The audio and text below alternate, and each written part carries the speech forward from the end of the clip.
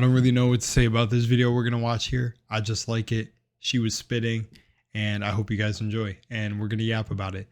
So, yeah, thank you for tapping into the frequency. Remember to be your authentic self. Remember to love yourself. Remember to spread love and kindness, but do not dim your shine for others. I don't know. I'm going to refine that a little bit better, but you know, all right, let's get into the video.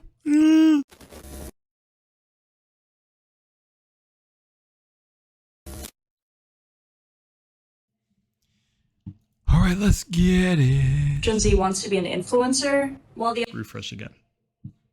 Z wants to be an influencer, while the other half wants to disappear into the I gotta find a better way to start and stop these Instagram videos. But she said in the beginning, why is it like half of Gen Z is trying to be an influencer and then the other half woods with a chicken coop and a flip phone? We're living in a weird time where everything is documented and put up for sale. Even rebellion against the status quo becomes a brand or a t-shirt or a view page, and it begs the question, what does deviance even mean under capitalism? Well, in anthropology, deviance means going against the dominant cultural norms and values of society. And increasingly in the US, that boils down to things like productivity, consumerism, independence, and endless progress. So by that definition, deviance today would be not grinding, not consuming, not performing, and that's where things get interesting. So let's take a look at the culture. On the left, symbols of rebellion like Black Lives Matter or Pride were once radical. But the moment you can buy a rainbow-themed mouthwash or Black Lives Matter tote from Amazon, the message has been flattened into an aesthetic. Now swing to the right, and the tradwife trend has millions of views, women baking sourdough bread in silk robes and preaching traditional gender roles, but all from a ring light kitchen with affiliate links.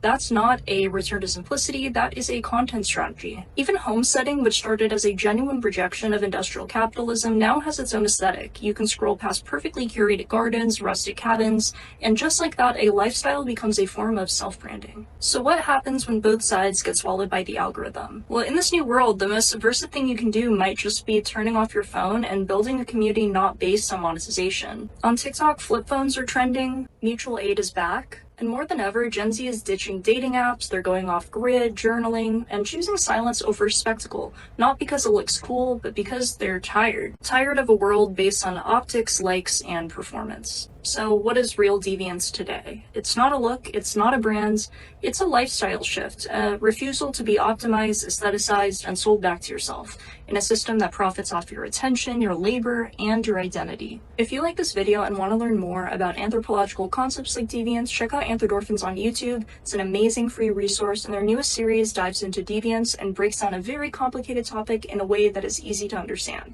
Why does Not going to make that mistake because I did it earlier today where I literally recorded for like an hour and a half and the audio was muted and I almost tweaked. I felt like I sounded like SpongeBob when he starts singing. Love her video. Beautiful video. Freaking awesome. Beautifully said. And just like that comment says, smartest thing I've heard in 20 years. Now, I feel like a lot of people definitely tackle this idea and say it in different ways. I really love the way she put it in this video. But yeah, man, it's like funny enough, these topics have to do with what I was basically talking about in the commentary rampage, which I will be continuing. I've just been busy, and as I said that in another video, but you know, you may not have seen that video, so I'm gonna say it again here. But yeah, dude, everything, if you notice and look around you, everything is like a ploy, dude, to get you to like buy, you know. And it made me think about one of my friends a long time ago where she told me these videos where they're like in the forest doing off-grid things where they're like building cabins or building tree houses and stuff by scratch or with their bare hands. The videos are faked, which I knew before she ended up telling me. I've seen videos pop up telling like these people have like all the resources, tools, and everything off screen, and they're like acting like they are chopping the wood and cutting the wood by showing you little clips. You know, of course, you know, it's really becoming believe only half of what you see, and none of what you hear. I don't know. I keep messing up that quote a little bit and getting it mixed up. But it's now with AI. I don't know if you're going to be able to tell if anything's real. But back on topic, because I already did the AI videos. They're probably uploaded before this. If not, who knows what order I'm gonna upload them in. But yeah, man, it's It's crazy, dude. It's funny to see like, and you know, this is actually bringing me to a topic since I'm going to make a video on Andrew Tate soon and just laugh at some of the people who argued with me about him, because I told you this guy was controlled opposition. But anyways, look, staying on topic and not getting too off topic because he has nothing to do with this video, but it just popped up in my mind because of the whole Matrix conversation. It's like some of these lifestyle videos promote this, let's, you know, go off grid, let's, you know, back up from society, let's escape. And like she said, from a ring lit kitchen with like trad wives or this whole traditional style or making everything from scratch. And it's like, what's funny about them filming the content that then gets monetized for this, and maybe there's a genuinely a lot of them out there who are just doing it for the love and the passion of it. But then if there's like affiliate links and stuff like that, it's like, bro, do y'all know like the off-grid lifestyle, how difficult it actually is? Or it's challenging. I shouldn't say difficult, because someone who genuinely wants to do it and be a part of it, I bet you can achieve anything. That's who I am and what I'm always here to tell you. So, you know, for some people that life may be the one they go forward to, but it's like, it is crazy how that lifestyle is monetized when it's literally supposed to be like a lifestyle that's offline. Not necessarily the trad wife thing, but that lifestyle of like the cabins. When she went on to mention the log cabins and this off-grid thing, it's like, you know, them supposedly deviating from what the norm is. The deviation also becomes the monetization thing. It's just, yeah, the only way to beat this is to just turn your phone off, is really to turn your phone off or just escape the grind. And I know I went so off tangent with talking about Andrew Tate, but you know, people like him, it's not exactly him, but people like the tech bros or other, you know, grind course bros in his path all use the buzzword that popped up. Thank you, ad block, that it updated. That was funny, but they all promote this idea of like, oh, escape the matrix, make all this money and get out of it. And it's like, escaping the matrix is just not what it means anymore. When I see those videos constantly pumped and the same tagline said, I don't see them as much anymore, but occasionally if I get one of those profiles that pop up in my algorithm or an ad, it's just one of those guys saying the same thing, escape the matrix, escape. And it's like, it just feels like those courses and everything are the monetization of escaping the matrix and what it genuinely used to mean. Because in the beginning, it literally meant like breaking free from that grind as well, and just getting out of this society and breaking away from the government control, all of it. So it's like, it just feels like that buzzword has become a new thing. Just like when there was the BLM movement, it's like now the escape the matrix movement.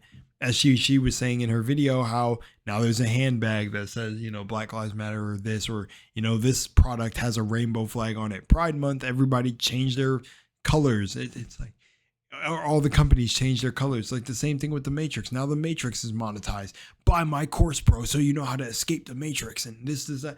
And it's like, really escaping the Matrix is getting a community of people together where you guys are self-sufficient. All of you have something to bring to the table, and you can truly rely on your community to do things within that community, and each and every one of you benefit off of each other. And it's like a, not transactional, but you guys are just like, you just grow together. And it's this, I don't know, it just echoes into larger communities getting together and doing this, and truthfully stepping away from this, you know, consumerist type of society where it's just consumerism.